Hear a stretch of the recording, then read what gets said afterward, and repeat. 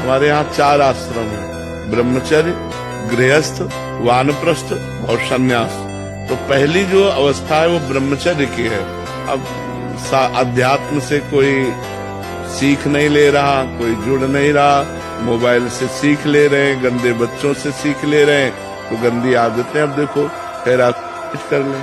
कितना कमजोर हो गया, कितना निगेटिव विचार हावी हो गया कि एक नया बच्चा अपने आप को खत्म करना चाहता है। और लोग जो है ये ध्यान नहीं दे रहे कि हमारे समाज की नई पीढ़ी कितना गिरती चली जा रही है।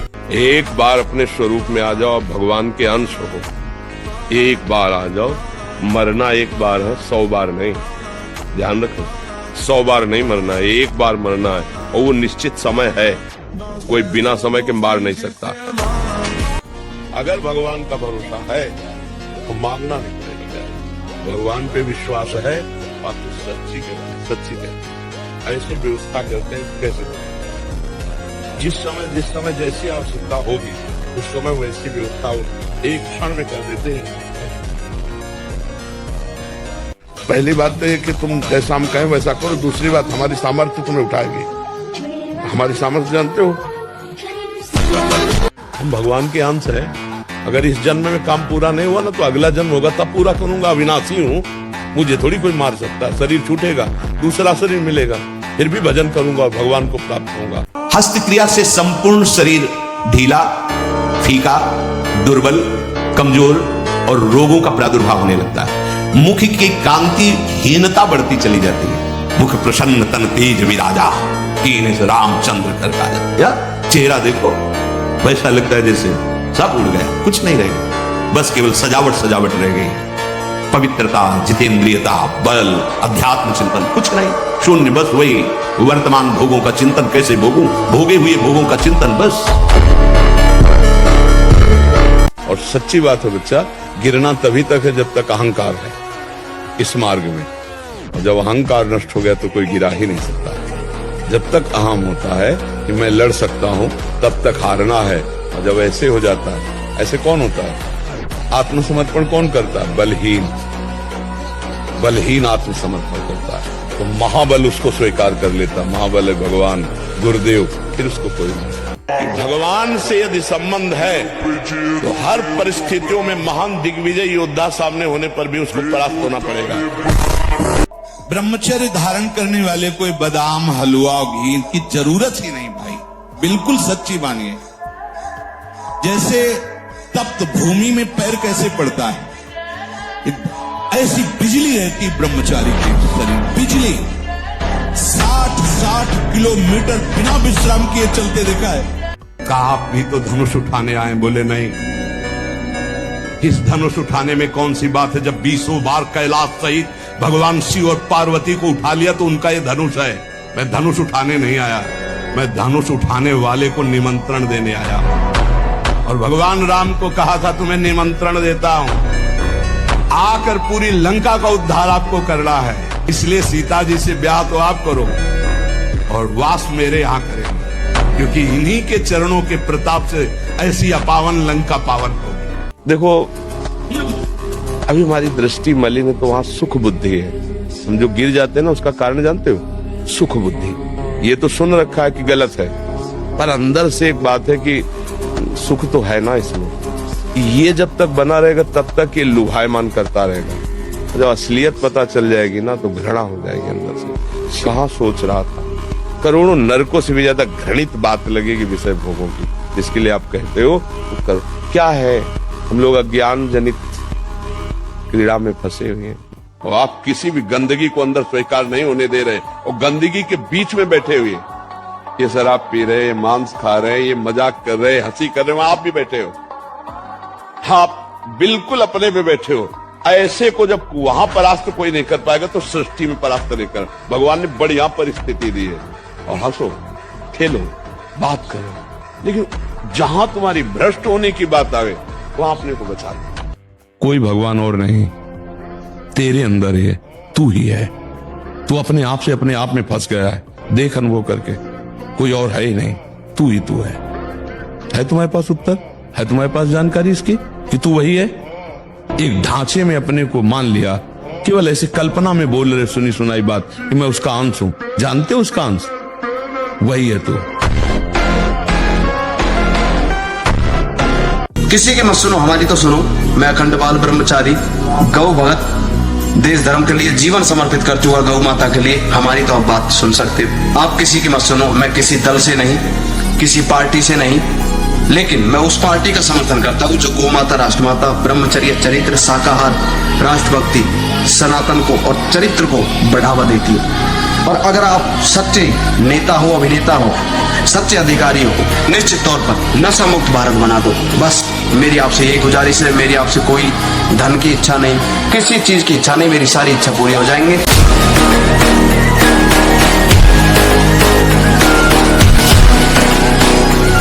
अरे स्वभाव में इससे लड़ाई लड़नी ही पड़ेगी आपको। इसके लिए तैयार हो, मन को हराना पड़ेगा। ये बहुत काल से हमें हराए हुए हैं, अब इसे परास्त करना होगा। दुश्मन को प्यार दोगे तो गला ही काटेगा। दुश्मन को दुश्मन मानकर व्यवहार करोगे तो कभी हारोगे नहीं, क्योंकि धोखा नहीं हो पाएगा। अगर दुश्मन को दोस्त मान करके रख लिया तो गला काट देगा। आपके अंदर अहंकार है? नहीं जी, मेरे अंदर अहंकार कहाँ है। अर्थात आप दुश्मनों को छुपा रहे हैं ना, अपने हृदय के दुश्मनों को आप छुपा रहे हैं बड़ी सेफ्टी से। हर आदमी छुपाता है। और अगर दुश्मनों को चौड़े में खड़ा करके इनको दुश्मन बना दो और फिर इनकी खिलाफत करो, तो खास बात यह कि तुम्हें इसलिए परास्त नहीं कर सकते क्योंकि तुम्हारे दस्तखत के बिना इनमें कोई पावर नहीं। हर कष्ट को तुम रौंद सकते हो, हर कष्ट को सह सकते हो। अगर अभी तुम निश्चय कर लो मैं मरा, अब तुमको कोई नहीं मार सकता। सब भयभीत हो जाएंगे तुमसे। केवल एक निश्चय कर लो, अब हमारी जिंदगी की कोई परवाह नहीं। अभी अभी तुम्हारा वो भयंकर रूप आ जाएगा कि जिस गली से निकलोगे लोग अंदर घुस जाएंगे। क्यों? आपने निर्भयता स्वीकार कर ली। हर देश से महान भारत देश को क्यों कहा गया? ऐसा भी है कि अन्य देश स्वीकार किया जाता है कि हमसे धनी है, स्वीकार किया जाता है कि वैज्ञानिक तत्वों में भी वो हमसे आगे हैं, पर भारत को महान धर्मशाली देश कहा गया है। कोई भी किसी भी देश का धर्म गुरु हो हमारे देश में आएगा, हमारी ऋषियों के सूत्रों से ही अपने धर्म को पुष्ट करेगा। साख का मूल जड़ भारत धर्म का है। कहीं भी हो, कहीं भी देख लो, चाहे जिस देश का नाम लो, कहीं न कहीं किसी भारत के ब्रह्म ऋषि की छाप लेकर के डोल रहा है। मन नेत्रेंद्र के साथ हुआ, मुझे रूप देखना है, मुझे नहीं देखना है। आंख खुली भला दिखा दे, नहीं देखना। जब हम स्वीकृति दे देंगे, अच्छा देख लो, तो ऐसे नेत्र घूम जाएंगे, देख लेंगे। नेत्रेंद्री मन के साथ नहीं रूप देख सकती जब तक हम नहीं चाहेंगे। श्रवणेंद्री मन के साथ तब तक शब्द नहीं सुन सकती जब तक हम नहीं चाहेंगे। ऐसे हर इंद्री तब तक भोग नहीं भोग सकती जब तक हम नहीं चाहेंगे। ब्रह्मचारी को विषय भोग जहर है ऐसा मानना चाहिए। जैसे कितनी भी सुंदर खीर हो और कोई हमारे कान में आकर विश्वसनीय कह दे इसमें जहर पड़ा है, तुम बिल्कुल नहीं खाएंगे। हमारे शास्त्र कह रहे हैं, महर्षि जन कह रहे हैं कि ये विषय भोग जहर है, महान विषय है। ये पूरे जीवन को नष्ट कर देता। ये जब ज्ञान हो तो उसका फल है विरति। जब हमें ज्ञान हो गया तो उससे हमें वैराग्य होना चाहिए। नौजवान थे जब, तो उपवास, गंगा जी के हर कष्ट को सहना, और कभी कभी मन विषयों की तरफ लालायित होता, तब गंगा जी में खड़े होकर प्रार्थना की कि प्रभु क्या उपाय हो सकता है। भोजन ना ठीक से पाना, उघार रहना, गर्मी सर्दी सहना, सब हो रहा है, पर ये विकार।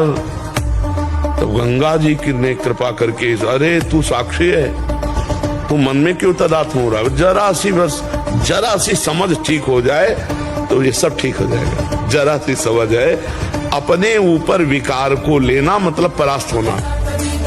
और मन पर विकार आया, उसके आप दृष्टा हैं, आप अब सही उत्तर दीजिए। मन कहेगा भोग लो, नहीं गलत है, गलत, भूल न दे कुमारक पाऊं, नहीं। अब वो जलाएगा, उसको सह जाओ कर सकी। गरीब अगर एक रोटी भी दे देता है ना किसी को, उसका बहुत बड़ा भंडारा माना जाएगा। और बेईमानी से कमा के लाखों को भंडारा करे तो उसे भंडारा नहीं माना जाएगा।